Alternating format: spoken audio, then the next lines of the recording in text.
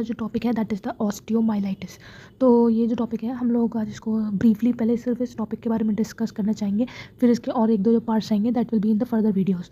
तो जो हम लोग का ऑस्टियोमाइलाइटिस है, ऑस्टियो का मतलब क्या होता है? ऑस्टियो का मतलब होता है दैट इज़ बोन। ठीक, ऑस्टियो का मतलब होता है बोन, ठीक है। और माइल का मतलब होता है that is the bone marrow.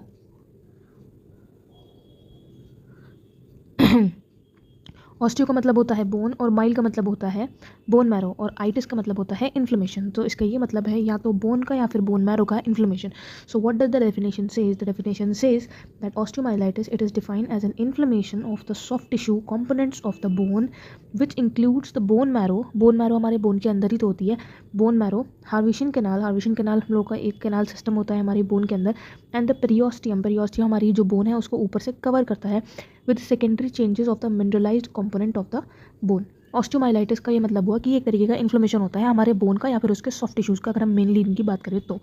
ठीक है, नेक्स्ट हम लोग आते हैं, हम लोग के पास इसको जो है कि थोड़ा सा एक्सप्लेन करने के लिए अगर हम लोग एक ब्रीफ देखें कि बोन में मेनली होता क्या है, तो मेनली हमारी जो बोन है उसके ऊपर एक आर्टिकुलर कार्टिलेज होता है। ये जो ऊपर वाला साइड होता है उसमें होता है स्पॉन्जी बोन होती है, नीचे होती है that is the compact bone. इस कॉम्पैक्ट बोन में यहाँ पे ये वाला जो पार्ट है यहाँ पे होती है मैरो, यहाँ पे बोन मैरो होती है, और जो इसको कवर करता है ये जो डॉटेड लाइन है brown colour say that is the periosteum, उसको कवर कर रहा है, और जो अंदर वाले पार्ट को कवर कर रहा है दैट इज़ द एंडोस्टियम।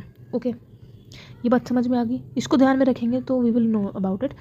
तो उन लोगों ने हमारे सामने किन किन चीज़ का नाम लिया? इन लोगों ने हमारे सामने पेरियोस्टियम का नाम लिया, मैरो कैविटी का नाम लिया, और सॉफ्ट टिश्यूज़ किसके अंदर होंगे? हमारे इस अंदर वाले पार्ट के अंदर जो भी सॉफ्ट टिश्यूज़ हैं। ठीक है, इसकी बात चल रही है यहाँ पे। ठीक है, so next we are saying about the classification of the osteomyelitis. What are the classification की हम लोग अगर बात करें, पहली बात तो ये एक बीमारी है, तो इस बीमारी का कुछ ना कुछ क्लासिफिकेशन भी होगा। जाहिर सी बात है, it can be acute as well as it can be chronic. कम टाइम के लिए है तो एक्यूट, और अगर वही चीज़ बहुत दिन तक एक्सटेंड कर गई that is known as the chronic osteomyelitis. तो एक्यूट ऑस्टियोमाइलाइटिस की हम लोग अगर बात करें तो it will be acute suppurative osteomyelitis.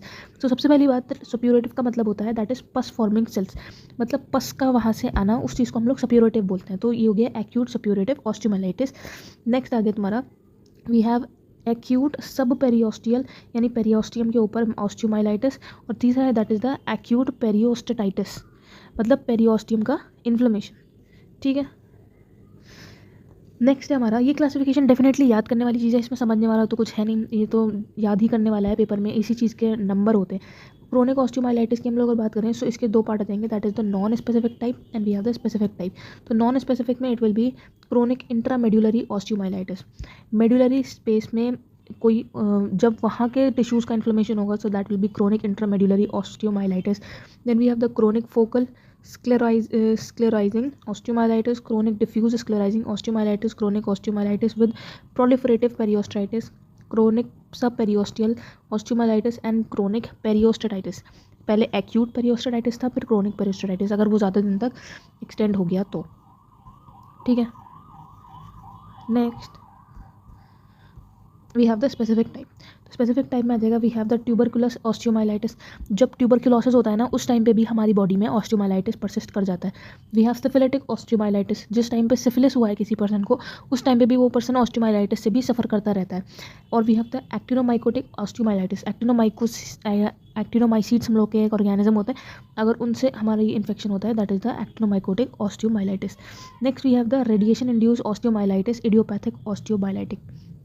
Idiopathic osteomyelitis हो जाएगा इसमें। Then we have the acute suppurative osteomyelitis, जो होता है ये एक सीरियस सिक्यूले होता है पेरी एपाइकल इन्फेक्शन का। जो पेरी एपाइकल इन्फेक्शन होता है उसका एक बहुत ज़्यादा सीरियस रिजल्ट है acute suppurative osteomyelitis. There is the diffuse spread of infection throughout the medullary spaces. जो इन्फेक्शन है वो पूरे मेडुलरी स्पेस में फैल जाता है विद सब acute necrosis of variable amount of bone. सब एक्यूट नेक्रोसिस होता है वहाँ पे, और अच्छी खासी बोन भी इन्वॉल्व हो जाती है उसमें। Next we have the classification that is based on aetiology. हमने एक क्लासिफिकेशन पढ़ा ऑस्टियोमाइलाइटिस का, क्रोनिक और एक्यूट। अब ये दूसरा क्लासिफिकेशन है that is based on aetiology. They can be pyogenic and non pyogenic micro organism. Now the pyogenic micro organism में आ जाएगा we have the staphylococcus aureus, और नॉन पायोजेनिक में आ जाएगा we have the mycobacterium tuberculosis. Okay, एक छोटा सा क्लासिफिकेशन मुझे मिला था कहीं पे, तो मैंने इसमें डाल दिया था कि हमने कंटेंट बढ़ाने में आसानी हो और हम पेपर में अच्छे खासे कंटेंट लिख पाएँ. So we are talking about the aetiology. इसका क्या कॉज है? What is the cause? क्यों होता है osteomyelitis? It is from the direct spread of infection from the dental pulp into the mandible. जो डेंटल पल्प होता है, we all know what is dental pulp. क्या होता है डेंटल पल्प? जो हमारा जो टूथ होता है उसका अंदर वाला लिविंग वाला जो पार्ट होता है उसको बोलते हैं डेंटल पल्प. अब उस लिविंग वाले पार्ट के अंदर ब्लड वेसल्स होती हैं, कैपिलरीज होती हैं, राइट. तो बहुत ज़्यादा हाईली वस्कुलर होता है. अगर उसके अंदर इन्फेक्शन आ जाता है तो वो हमारे मैंडिबल में भी स्प्रेड हो जाएगा. तो कह रहा है direct spread of infection from the dental pulp into the mandible. पहला ये तरीका हो सकता है, ठीक है. फिर spread of infection in the mandible from presenting suppurative odontogenic infection. कुछ बोन का इन्फेक्शन हुआ, वो बोन के इन्फेक्शन की वजह से वो मैंडिबल में भी फैल गया, ठीक है. या फिर spread of infection following removable of tooth without proper asepsis and antibiotic coverage. तुम्हारा टूथ का एक्सट्रैक्शन हुआ, जिस टाइम पर टूथ का एक्सट्रैक्शन हुआ उस टाइम पे जो इंस्ट्रूमेंट्स थे वो स्टरलाइज नहीं थे. अब क्योंकि वो स्टरलाइज नहीं थे तो वहाँ पे इन्फेक्शन हो गया उस जगह पे. अब उस जगह पे इन्फेक्शन हो गया तो वो हमारे मैंडिबल में फैल गया वो पूरा इन्फेक्शन, जिसकी वजह से क्या हुआ, इन्फेक्शन हो गया. Compound fracture of mandible. Mandible जो होता है उसका फ्रैक्चर हो गया with exposure of bone outside the mucosa. Bone का एक्सपोजर हो गया तब भी इन्फेक्शन हो सकता है. पोस्ट रेडिएशन सेकेंडरी इन्फेक्शन या फिर infection to the pre existing bony lesion, for example in case of the Paget's disease of bone and the fibrous dysplasia. अब ये हमारी थोड़ा सा हम लोग इसका बेसिक लेना चाहें, कभी कभी भूल जाते हैं, तो ये बात हमें याद रहनी चाहिए. ऊपर वाला पार्ट जो होता है वो एपिफाइसिस होता है, ये एपिफाइजल कार्टिलेज होता है, ये वाला मेटाफाइसिस होता है, और ये बीच वाला जो होता है वो डायाफाइसिस होता है. जो चिल्ड्रंस होते हैं वो ग्रो कैसे करते हैं? जो ये एक एडल्ट बोन है और ये एक चिल्ड्रन की बोन है. कैसे? जो हम लोगों का देखो एडल्ट बोन में डायाफाइसिस होता है और मेटाफाइसिस होता है. एपिफाइसिस चिल्ड्रन में होता है, मेटाफाइसिस होता है, डायाफाइसिस. तो जो एपिफाइसिस होता है वो हमारा ग्रो करता है जिसकी वजह से बोन की लेंथ बढ़ती है. Okay, next we are talking about some of the clinical features. अगर हम क्लिनिकल फीचर्स की बात करें, so it occurs after the 50 years of age and males में होता है एंड मोर कॉमनली अफेक्टेड, ठीक है. The mandibular lesions are diffused in nature. कैसे होते हैं लीजन्स? वो डिफ्यूज्ड होते हैं, ठीक है. Acute suppurative osteomyelitis of mandible in young adult causes severe pain, diffuse and enlarged swelling of mandible, ठीक है. अब हमने उसके कुछ कुछ कॉजेज बताए क्या क्या हो सकता है. तुम्हारा जो है कि टूथ का एक्सट्रैक्शन हुआ तो दैट वाज विदाउट स्टरलाइजेशन, इन तरीके से हमारा इन्फेक्शन हो सकता है. There is loosening and soreness of the regional teeth with difficulty in food intake. यानी कि जिस साइड में तुम्हारा इन्फेक्शन हुआ है वहाँ पे लूजनिंग एंड सोरनेस हो सकता है उसके आसपास वाले टीथ में भी, और ऐसा भी हो सकता है कि तुमसे खाना भी ना खाया जाए. Multiple intraoral and extraoral discharging sinuses often develops and moreover discharge of pus is seen from the gingival cervix of the affected teeth.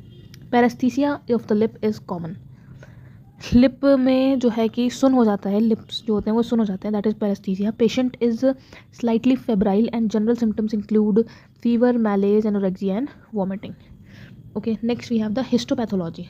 In acute suppurative osteomyelitis, the bone marrow undergoes liquefaction. Bone marrow में क्या होगा?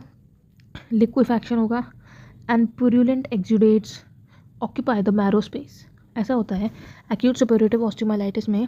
जो bone होती है उसमें liquefaction होता है और प्यूरुलेंट एक्सुडेट्स जो होता है वो हमारे मैरो स्पेस जो होती है ना उसको ऑक्यूपाई कर लेती है, मतलब पूरा जो पस से वो भर जाता है.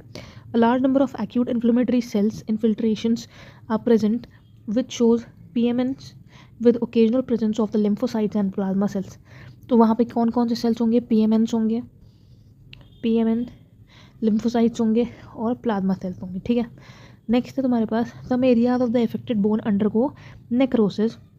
कुछ एरिया जो है वो नेक्रोसिस भी अंडरगो करेंगे, ठीक है, with generation of osteoblast and osteocyte cells and therefore results in the development of sequestrum, that is the piece of dead bone.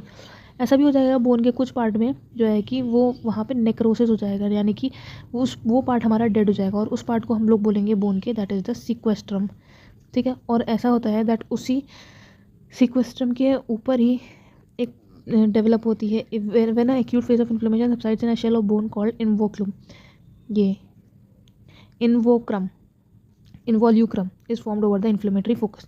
ये वाला डेड पार्ट है और इसके ऊपर ये वाला न्यू, इन्वॉल्यूक्रम का मतलब होता है ये नया पार्ट है हमारा जो डेवलप हुआ है बोन के ऊपर, दैट इज द इन्वॉल्यूक्रम। ओके, सो इतना पार्ट हम लोग की जनरल ऑस्टियोमाइलाइटिस में आएगा।